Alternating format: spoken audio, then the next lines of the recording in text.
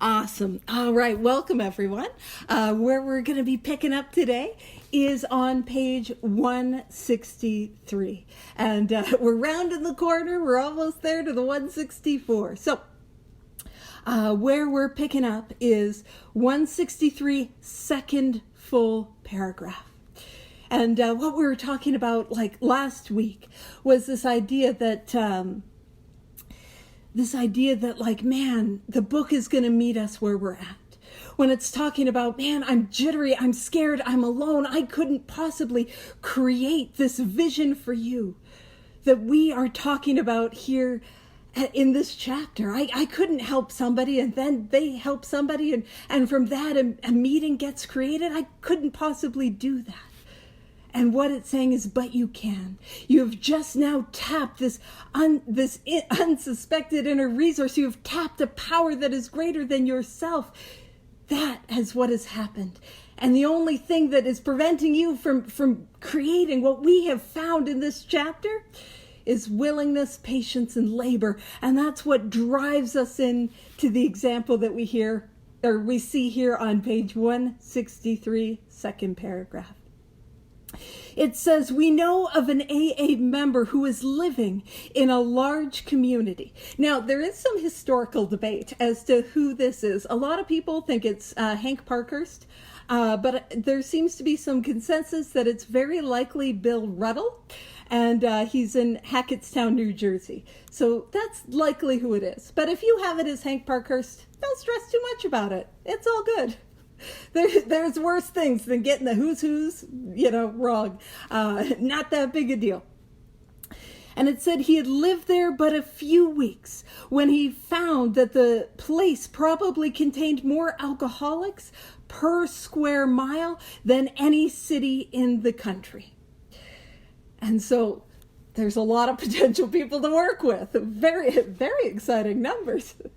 Although probably less so for the people of Hackettstown, New Jersey, and probably for the potential Al-Anons. It was probably quite stressful. Look at what they're doing, And it goes on. This was only a few days ago at this writing, which was in 1939. The authorities were much concerned. He got in touch with a prominent psychiatrist who had undertaken certain responsibilities for the mental health of the community. The doctor proved to be able and exceedingly anxious to adopt any workable method. So we inquired, what did our friend have on the ball? And so this is what I like to describe as the real redemption arc. Like, if this were Hank Parkhurst, this is a real redemption arc for Hank Parkhurst. Because Hank Parkhurst, if you remember, he was in the chapter Two Employers, and he was trying to communicate with a bank manager, and then he was trying to communicate with another guy, and he's like, let us work with them, let us help them. And no. No, that didn't work out. And so if this were to be Hank, this would be a redemption arc. Our Hank Parkhurst, who was really the salesman, and he couldn't sell the business guys on nothing. But if this is Hank, this is him redeeming himself and being able to hey, if there's this doctor and he sees how much the community is suffering from this alcoholism, and he offers a solution. And the fact that somebody would be open could be his redemption arc. Now, it's also possible, and which is totally fine, that it wasn't Hank, and poor Hank just never had a redemption arc, and that's okay too. But so if it is Bill Ruddle, good on him. Good on him. He could have had a career in sales. I'm just kidding. All right. So our friend proceeded to tell him, and actually when he inquired, what did our friend have on the ball? What that is that 12-step service work. So work that we get involved in at the fellowship level that looks a lot like, H&I, hospitals and institutions, PI, public information, where we let, people like us know that Alcoholics Anonymous is available to or for those that need it. And also, it is that ability to carry the message to those who are in institutions and let the general public know that it exists. So it goes on to say, our friend proceeded to tell him. And with such good effect that the doctor agreed to attest among his patients and to certain other alcoholics from a clinic which he attends. So he was able to communicate in such a way that it was effective. So again, poor Hank, he was doing his best, and it wasn't working. But that idea that what we have here in Alcoholics Anonymous is something that works. We have something that works. We have an answer. We have a solution. There is something here that works, and that's important.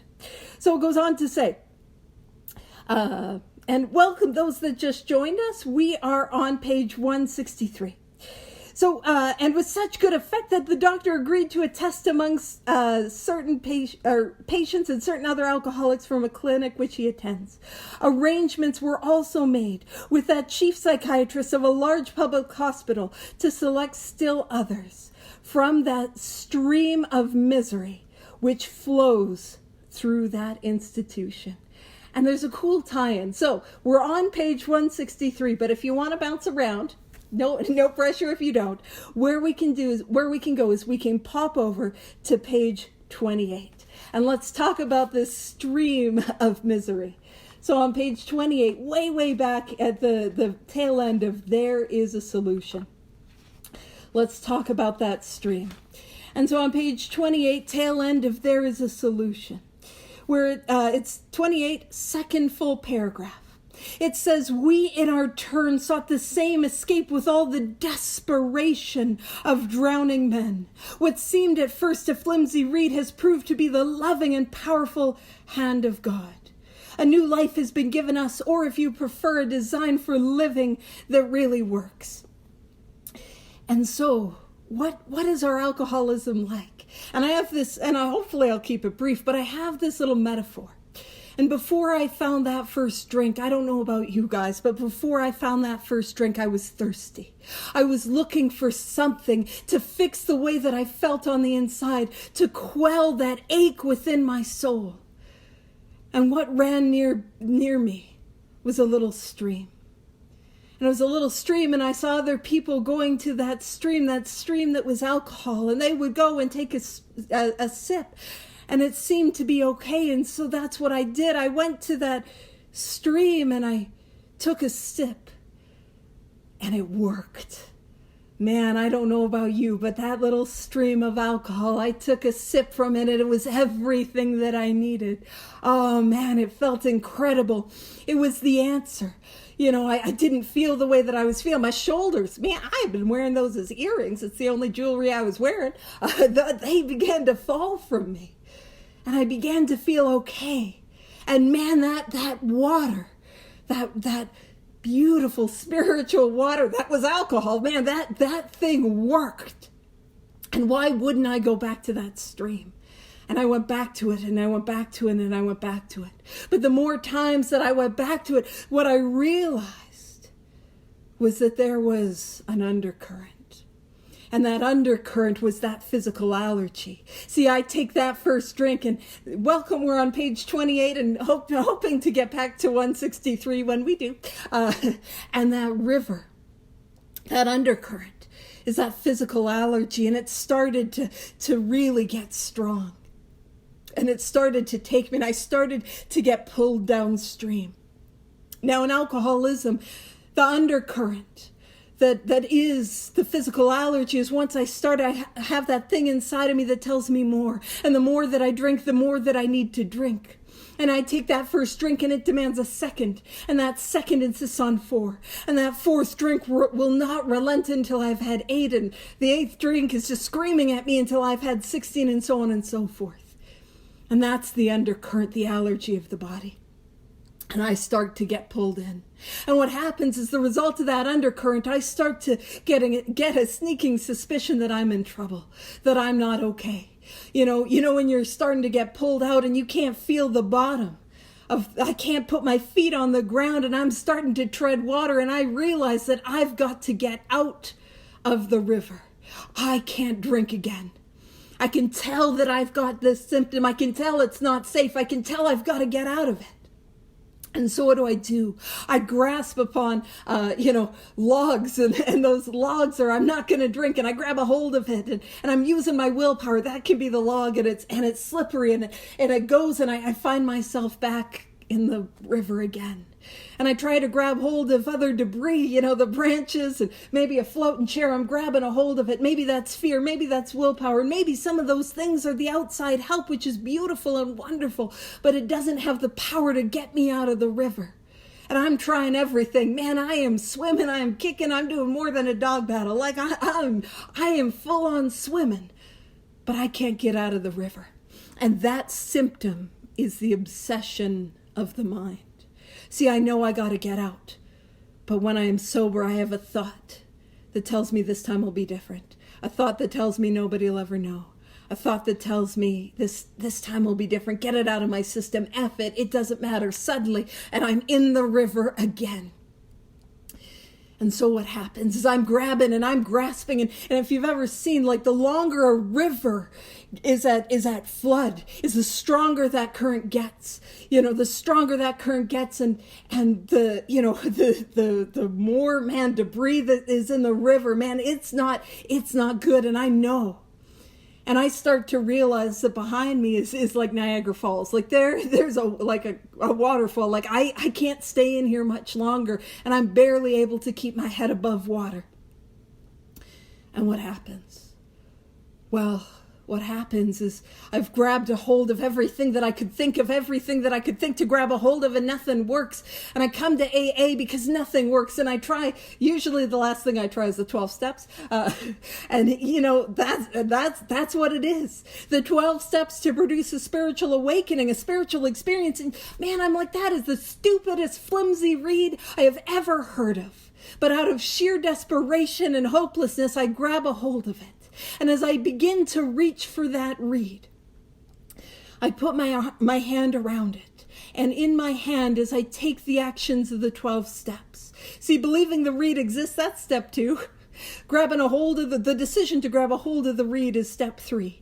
Reaching my hand around it is step 4. I begin to close my grasp in step 5. And I grab a hold in 6 and 7. And right about the time 8 and 9, in my hand, that flimsy reed turns into the loving and powerful hand of God.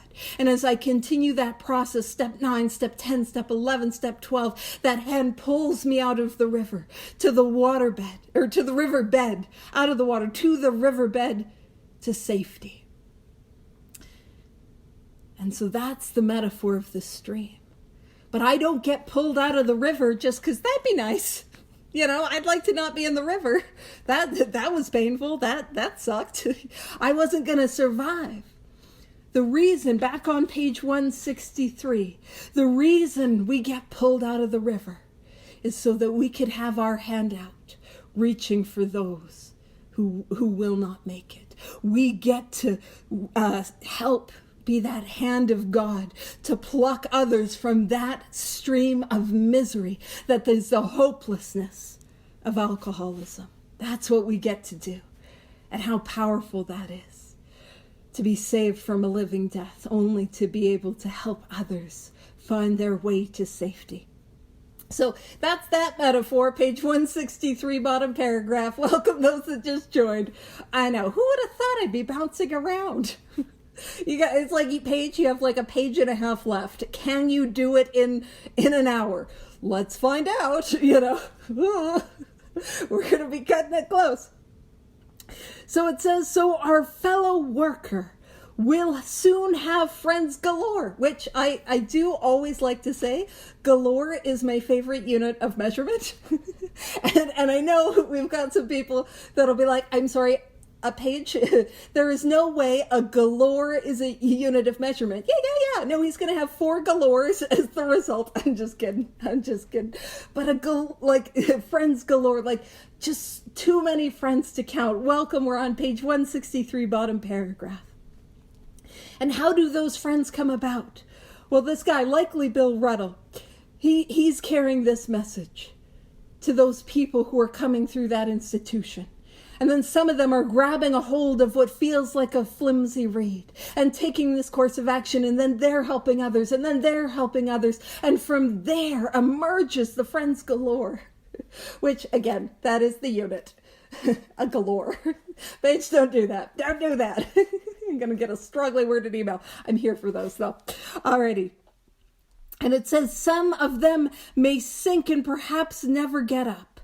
But if our experience is a criterion, so if we can hold on to what our experience is, it says more than half of those approached will become fellows of Alcoholics Anonymous.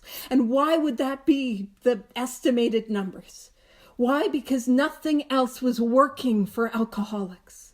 There wasn't a solution for people like us. And what we have works. What we have works. It works. So that's why. And it says, when a few men in the city have found themselves and discovered the joy of helping others face life again. The joy. And I promise you, this is how we know this whole thing is experiential, because it is a joy. It's a joy. And if you're here and you're like, there is no way that showing up to a coffee shop or on a Zoom call and reading the doctor's opinion with somebody is a joy, or like sitting down with somebody and helping them take something through inventory or helping them make their amends, there's no way that's a joy. But that's how we know this whole thing is experiential, because those of us who have done it, man, we know that it works. We know. And it is a joy of helping others to face life again. It says there will be no stopping until everyone in that town has had his. Man, that's a lot of, I didn't think that would be the tongue twister, to be honest with y'all. Let's try to drive a truck through that. So there will be no stopping until everyone in that town has had his opportunity to recover, if he can and will. And it's a reminder that, all I'm trying to do is plant the seeds. All I'm trying to do is have my hand out. I don't get to decide who's going to make it, because listen, I think we gathered that I am codependent. And if it were up to me, everyone, yes, that there's people, they really mean it and they mean well. They're like, if I could give this thing to you, I wouldn't, because you'd miss the journey. That's not me. If I could just give it to you, you know what I mean? I would, because if I have alcoholism, I'm going to die if I don't get it, and it's a horrible death, and it sucks for everyone that knows me. Yes, I would. I'd just give it to you. Screw the journey. Here you go. But that I'm not responsible for the outcome. I'm responsible for the effort. I'm responsible for showing up properly armed with facts about myself. I'm responsible for showing up, with my lived experience. That is what I am responsible for. The rest is out of my hands. But what's comforting is, whose hands it resides in? God's.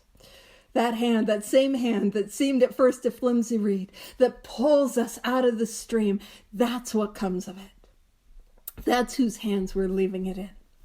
And it goes on to say, still you may say, but I will not have the benefit of contact with you who write this book. And it says, we cannot be sure. And I will say, the book was published in 1939. So I think it is safe to say we can be sure, although I know that Bill Wilson had a bit of a seance face. So, other than that, we're probably not running into the co-founders. Although some of y'all know, I do refer to them as my homies. I'm like, yeah, Fitzmayo, he's my homie, but that's just in my mind. That's not in reality. But what it is again pointing to is to be alone and only have a copy of this book. To not have the luxury of what we have right now.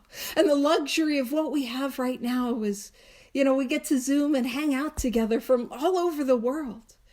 And we get to, rely on the people that came before us. The people, not just the people who wrote the book, but the people who took the course of action, whose experience is outlined in this book. Those who have recovered, and we get to connect, and that is incredible. Absolutely incredible. But in 1939, 1940, heck, even those early 1940s, I might not know a single other sober soul. I might not know a single other person who has recovered. And I might only have a copy of this book. And I would be alone and following its directions in order to recover. Again, earlier on, it was saying, we hope this book contains everything you will need to begin. These 12 steps are a beginning of this way of life. And so it's just a reminder, the privilege that we have. And then and some of y'all know I joke about like, hey, like all I got to do is hop on a Zoom meeting. And you guys are probably sick of this, but as long as I keep my camera up, I don't even got to wear pants, the luxury, right? And in 1939, I'd have this book and I'd have to, and listen, small talk is not something that came easy to me. I don't think I do it well anyways. But that ability to like, I'm going to show up at a hospital and I'm going to show up at like a church or like some other places that might know alcoholics and be like, hey, I know you don't know who I am. I'm looking for an alcoholic. Just anyone you got that I could maybe help. And like at that, like it's so much easier today, We get to, and so the thing is, I'm like, okay, we can ask their number in the chat. You know what I mean? That's what we can do. That's a good place to start. So it says, so we cannot be sure. God will determine that. And I will say, I think 2026, reasonably certain that we're not going to meet any of the co-founders, at least on this mortal coil. But it says, so you must remember that your real reliance is always upon him. And that's the message. The real reliance is upon the God that we get to have an experience with. I'm going to go on a tangent. And I'm like, part of me is like, I don't know if I should. Some people are like, oh, I'm the product of good sponsorship. And I want to be clear. I'm not criticizing anyone that has ever worked with me, but I don't think that's the case in my case. I was kind of like given some directions and kind of shoved off the deep end and had to do it all by myself. And that's also why I sponsor the way that I sponsor, because it's like, yeah, if I'm like, hey, you have some amends, you should go make those. Okay, bye. They're not getting done, So I'm going to sit with you and I'm going to be like, yeah, let's make that one. Here's here's how we can do it. This is how we can make the approach. This is how we can reach out to them. See if they're interested. And if they are, this is what we can say. Listen, I'm a handhold all the way. But when I talk about hand-holding, I'm hand-holding it metaphorical, because I mostly work with people on Zoom. That's my little grabby hand. Oh, I have tiny hands. I don't think I've brought them out this whole time. Focus. I got like half a page. Can I do it? Let's find out. But my job is to take their hand, but not so that I can be the total authority in their life. No, my job is to take their hand so I can put it in the hand of their loving higher power, the God of their understanding. That's all I'm trying to do. Take their hand and put it in God's hand. And so that's our real reliance. Our real reliance is upon this power that is greater than us.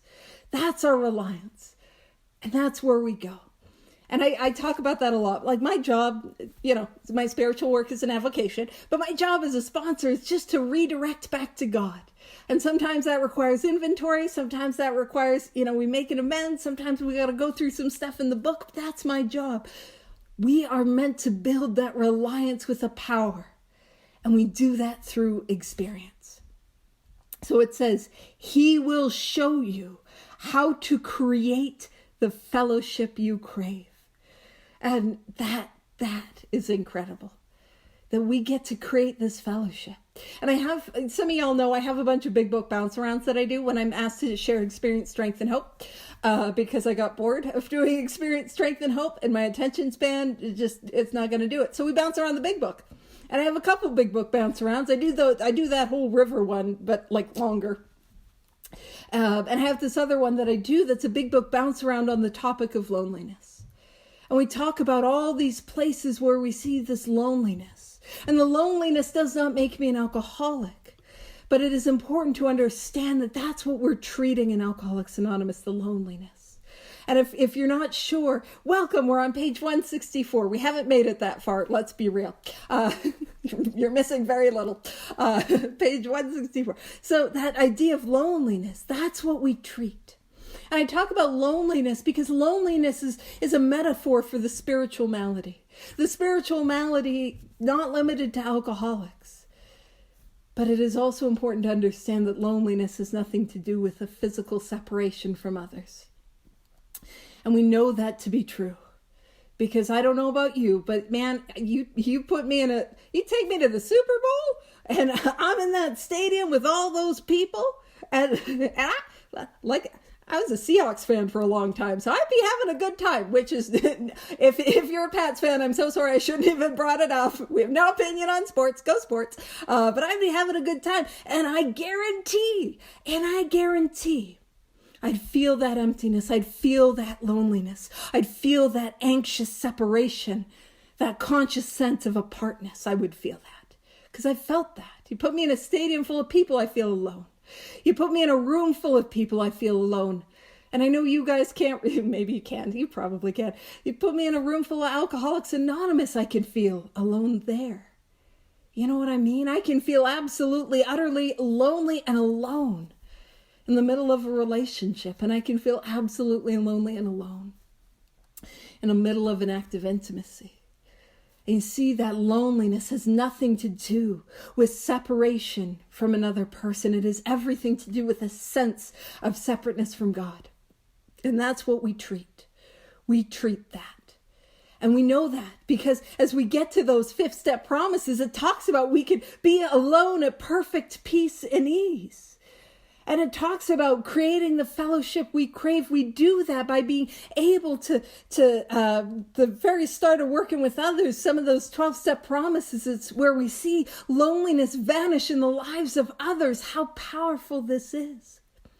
The only thing that has changed is that I have begun to clear away the stuff between me and this power. That is what has changed. And so that loneliness is very simply a conscious sense of separateness from a power greater than me. That's what it is. And it goes on to say, and again, the fellowship, sorry, my attention span, the fellowship we crave. Let's talk about the fellowship we crave. The fellowship that we have today, it's so easy, it's so wonderful, and I'm pro-fellowship. I don't ever want anyone to think I'm like, boo meetings. I'm not. They're great. But it really is talking about what happens when I carry the message and they start carrying the message. You know, I take somebody through the steps and they start taking others, and that is so powerful. It goes on to say, now these last two paragraphs, are one that we probably, at many meetings, they are read and they're sort of finalized, many meetings. But there is a lot of information in them, like truly a lot that we sometimes miss. So it says our book is meant to be suggestive only.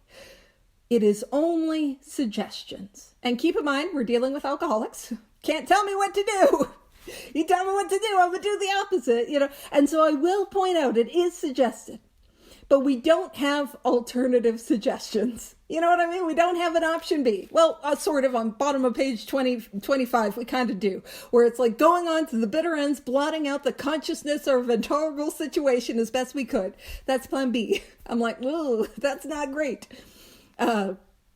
But nobody's going to make us do it. Nobody's going to force us to do it. If we're here today, it's like, I don't want to. You don't have to.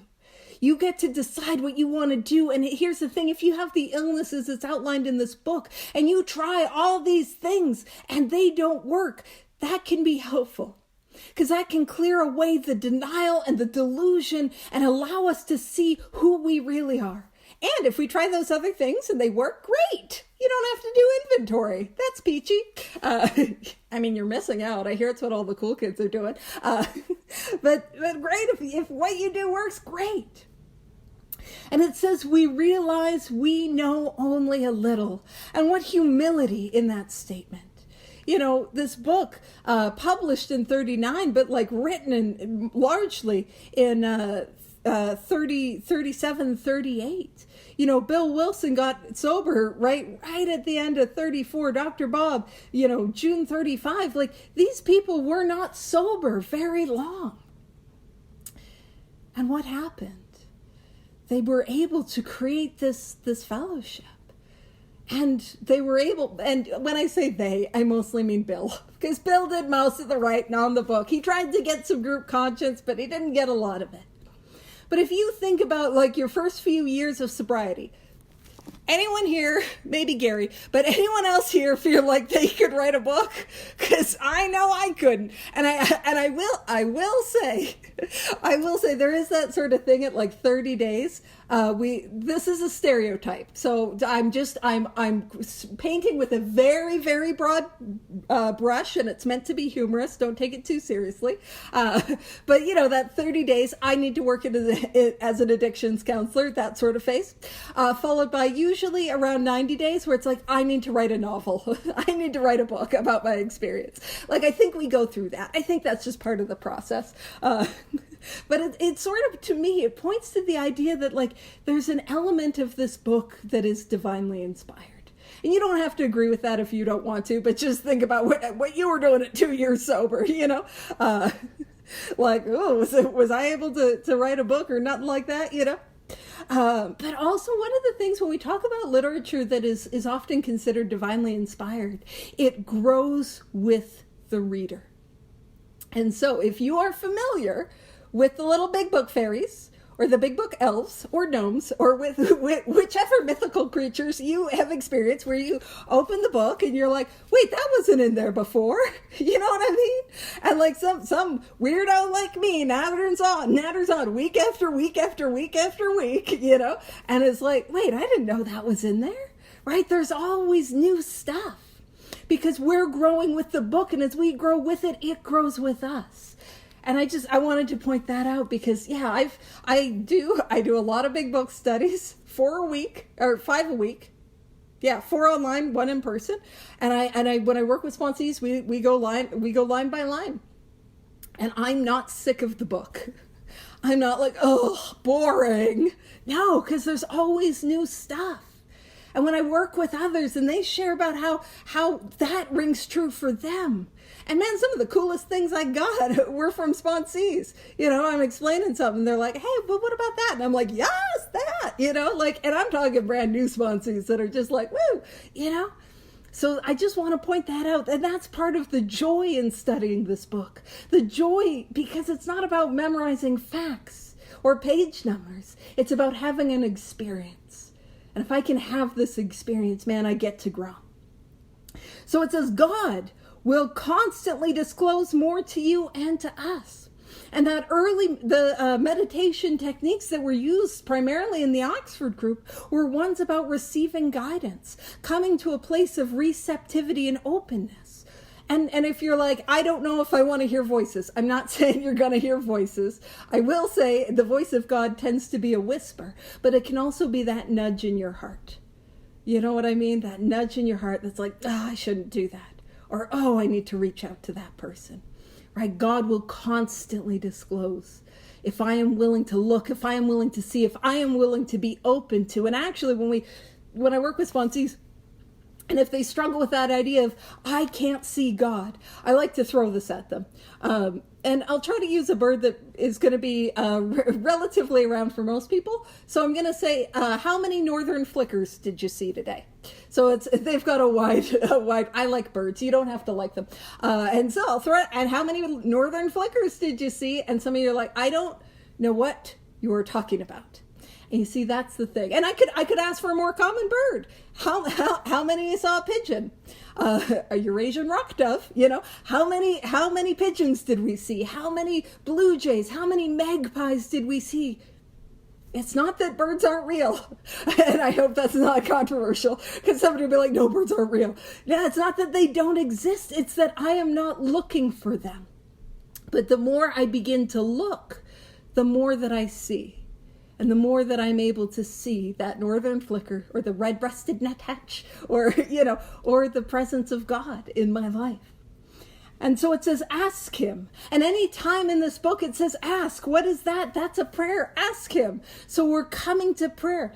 And it says, ask him in your morning meditation, which I love, because this is the second time it's like, hey, when you do a morning meditation, you can ask this. And it's not like, please do a morning meditation. It is a foregone conclusion that you will be doing a morning meditation, you know?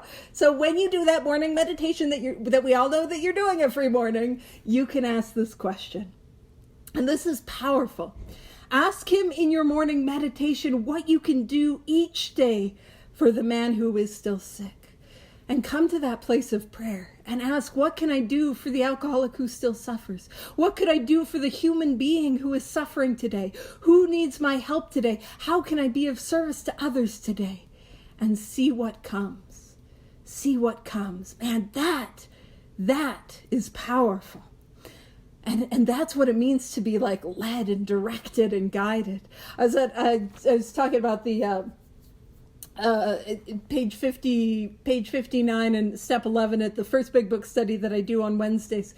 And I was talking about how like we admit that we are powerless and we come to be aware that there's an infinite power that is available to us. And I'm like, then I start telling it what I think it needs to do. You know what I mean? As opposed to the other way around, which is like, oh, right.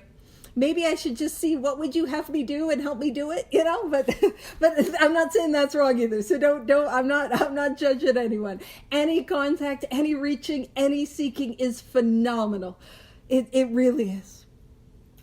So ask him ask him in your morning meditation what you can do each day for the man who is still sick. Now this is a promise. The answers will come. I will get the answer of how to help others, how to show up to others, how I can better sponsor others, how I can best help carry this message. But like every single promise in the book, it comes with some fine print, which is rude. Rude to put that fine print. Here's the fine print. And I will point out the fine print isn't actually that fine. You know, the 9th step promises, it's like the fine print is like at step 9 and halfway through your amends. You know, that's the fine print. The 10th step promises, when do they come true? Step 10, you know, but it's like, what? You know, I got to do that, right? The fine print. So it says the answers will come. And here's the fine print. If your own house is in order. How do I get my house in order? That is the process of 4 through 9. That's what gets my house in order. And how do I keep my house in order? How do I keep it there? 10, 11, 12. That's all I got to do. So I know some of you, it's like, all? That's all?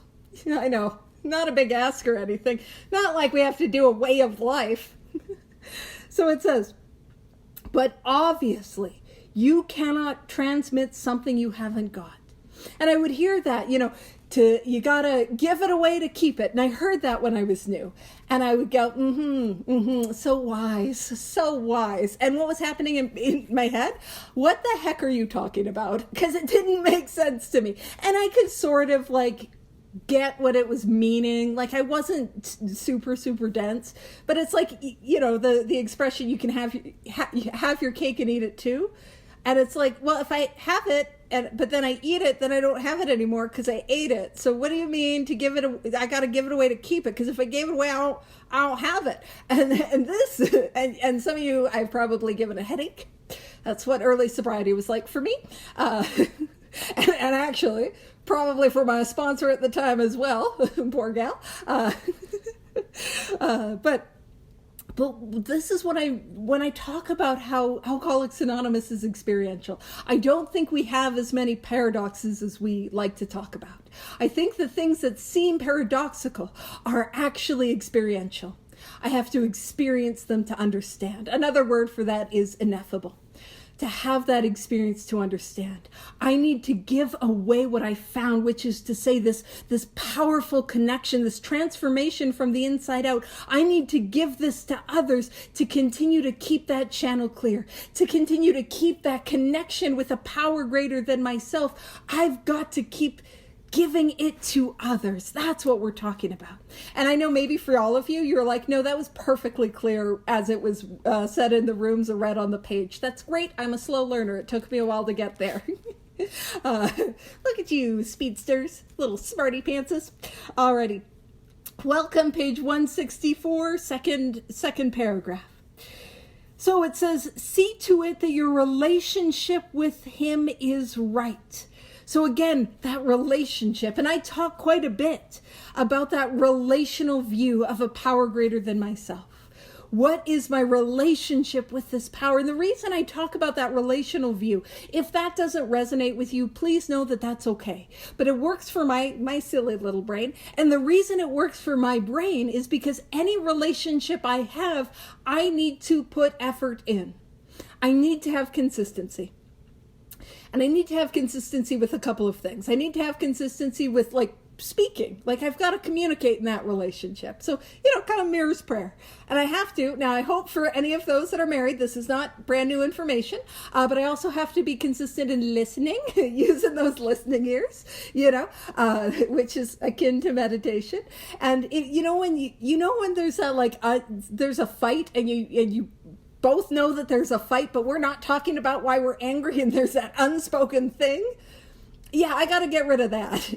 That stuff that's blocking us. I got to get rid of that. But the more we do this, the deeper that relationship gets. I know, and I do know the stereotype, we're not ones for dating. And I have that whole metaphor of the spiritual journey is dating. How do you know an alcoholic's on the second date? They got their 2 garbage bags full of stuff from treatment in the driveway. That's how you know. Because, not some of you had a duffel bag because you were classy. But that idea that when we first start dating, it's awkward and it's uncomfortable, just like the spiritual journey is. It's awkward, it's uncomfortable. Am I doing it wrong? I feel stupid. But with consistency, not with time, but with consistency, that relationship then becomes one that you want to go to, that source of comfort. You have just a crummy day and you can't wait to tell, that person, man, here was my day. Or you have the most exciting news and you can't wait to tell that person and to share experiences together. That's what it gets to be like in the spiritual journey. And so that talking about consistency, it says, so it goes on to see to it that your relationship with him is right. Again, how do I build that relationship? The 12 steps. That's all I got to do. The 12 steps. And it says, and great events will come to pass for you and countless others. And that's another promise, that great events will come to pass. And it's that idea that through us, this power gets to work. Through us, we get to help others. Through us, we get to be an extension of God's grace and God's love.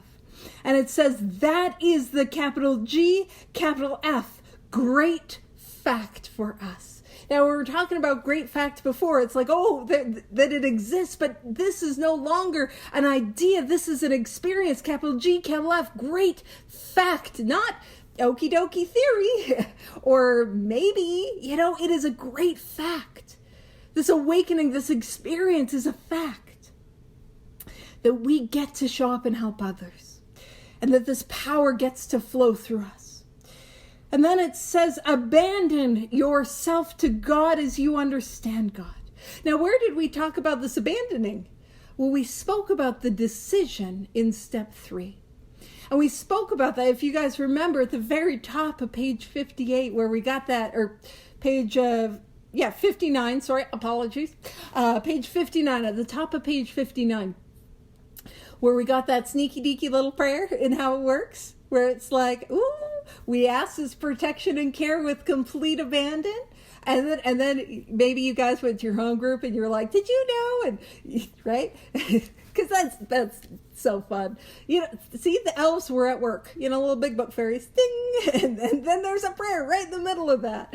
And when it talks about we ask his protection and care with complete abandon. And then later on, when it talks on the 3rd step prayer, when it says making sure we were ready, that we could at last abandon ourselves utterly to him. So when we talk about abandon yourself to God as you understand God, the decision to abandon ourselves to God, that is step 3. And when I actually begin to abandon, when I actually begin to take that leap of faith, that is step 4. That's when I really begin to actually abandon, not just decide to. And it says, admit your faults to him and to your fellows. And so how do I do that? Well, I begin to see what my faults are in step 4. I begin to see that as I write inventory. And I begin to see in my resentments where I was at fault, where I was wrong.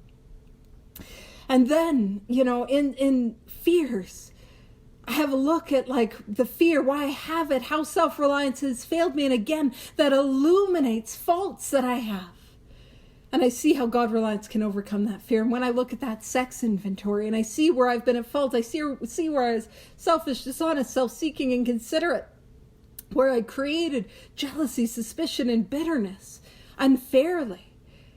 And then I see what I should have done instead. So as I write that inventory, what becomes illuminated is some of those faults. And then I admit them to him, as in to God and to my fellows. Now, when do I admit those faults that I found in step 4 to God and to my fellows in step 5? Absolutely. That's when I admit them. When I sit down with God and another human being and I share the contents of my inventory and I share the stuff inside of me that is blocking me from that power, and I share those deep dark secrets that I didn't want to share with another living soul, and that light begins to flow in and that power begins to flow in. And then what happens? It says, clear away the wreckage of your past. And what is that? That's steps 8 and 9. When I go after my 5th step, I take a quiet hour, which, hey, it's not a nap. It's not a nap, but it's the closest we get to in terms of spiritual action. So we get a whole hour of quiet. But that hour prepares us to be willing and then to ask for those defects of character to be removed, to be taken from us. And that prepares us then to go out to make amends. And that's what we do when we clear away the wreckage of our past. What are we clearing away? We're clearing away the debris and the damage from the harms that we've caused. It talks about a lot, like on page 21, it talks about how I would rebuild those structures and tear them down. And I would do that again and again and again. And now what we're going to do is repair the structures of friendship, repair the structures of family, repair the structures, the damage that we've caused in the lives of others. And we are going to rebuild it. And we're taking the lead. And we're going to rebuild it in a solid way. And that's what we get to clear away the wreckage of our past. And when we clear away the wreckage of our past, that allows us to live free in the here and now, in the present. And it says, then, give freely of what you find and join us. So we get to give freely of what we find. And what do we find? That spiritual awakening. That spiritual experience, that transformation from the inside out. So we give that away freely. What does that look like? 12-step work.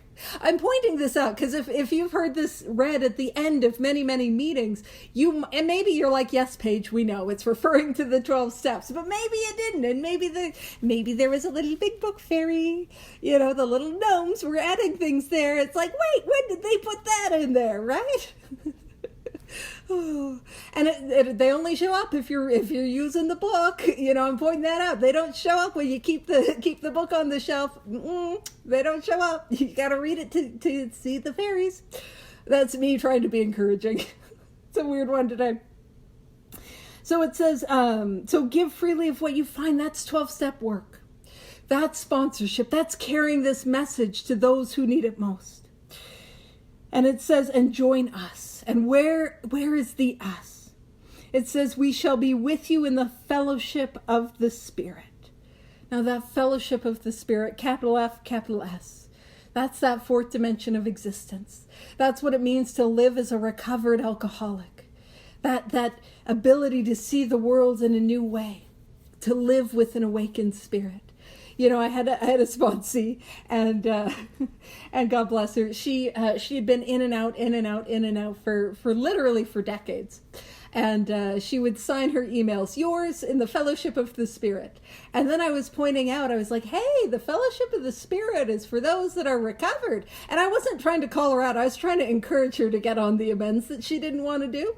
And instead what she did was she changed her email signature to yours in the fellowship. Which was not the point of that. That was not helpful. But here's the thing, the bar to entry to the fellowship of Alcoholics Anonymous, it's pretty low. It's like, you got a problem with drinking? Great, come. We're so glad you're here, you know? But the bar to the entry to the fellowship of the Spirit, it's also low. It's available to each and every person. And the only thing that is asked of me to get there is these 12 steps as a way of life. And I know you might be like, hey, you just said a lot of steps and the bar wasn't very high, and that's a whole lot of work. I know, but I promise it is the most rewarding, the most meaningful, the most powerful, the most impactful work that I have ever done in my life. So that fellowship of the Spirit is that fourth dimension of existence, that spiritual awakening, that place of I heard somebody else in a meeting describe it that way, where it's like the world feels 3D for the first time. You know, the colors, like the color is back in the world. You get to see green and you get to see blue. You know what I'm saying? To be a part of. That's the fourth dimension, to see the world in a new way. And so we shall be with you in the fellowship of the Spirit, and you will surely meet some of us as you trudge. Now, trudge means to walk with purpose. The road of happy destiny. Capital R, capital H, capital D. Not the road to, which is rude, because I was kind of hoping happy destiny would be like a resort in Cabo or something, you know, just laying on the beach, you know. I'm at happy destiny. Yeah, and with this complexion, I got to have some sunscreen on or be under an umbrella or something, because I'm going to get sunburned at happy destiny land. But unfortunately, it is the road of happy destiny, not the road to happy destiny. That this is a path, that this is a walk, if this is a way of life, a way that we get to walk and we get to move. So what is it emphasizing? It's emphasizing that the fourth dimension, yes, it is a place, but it is also a way. You know, that idea that God's not necessarily an over there idea, but God is also like an operating system, a way in which we can look and see the world and show up to the world. And so when it talks about we trudge the road of happy destiny, we are walking towards this power, but the path that we are walking on is also this power. What I'm trying to say is that there is no end. There is no glass ceiling. We are never done. We get to seek and have new experiences. And of course, as human beings, we might get a little bit complacent and we might get a little in the ditch. And it is not about falling in the ditch. It's about how quickly we get back on that road. And you're not walking alone. That's what it's saying here. None of us are walking this road alone. We are shoulder to shoulder trudging this path together. And there are times where you might be a little footsore. You might straggle. I'm referencing the family afterwards for those that are like, why is she using weird words? Because I think it's fun. And we're here to walk with you. We're here to help you. We're here to carry you when you can't keep going. We're here to help. You're not walking this road alone. So it is the road of. So this is a way of life. And it says, may God bless you and keep you until then. That we will be able to, come together. But it is God that will bless us and keep us. It is God's hands. That is who that is where we end up, safely and securely in God's hands. We're not doing this alone. We're not walking it alone. We're not on the path alone. We have a beautiful, wonderful fellowship. And we have the power of the Spirit of the universe that is walking right alongside us. And when we fall and when we trip on a sneaky little branch, God's right there to catch us. It's just so long as we're willing to keep walking. And so with that, that's the 164. And that's it for me. And a minute early, that never happens. And I'll toss it over to you, Vivian. Thank you so much.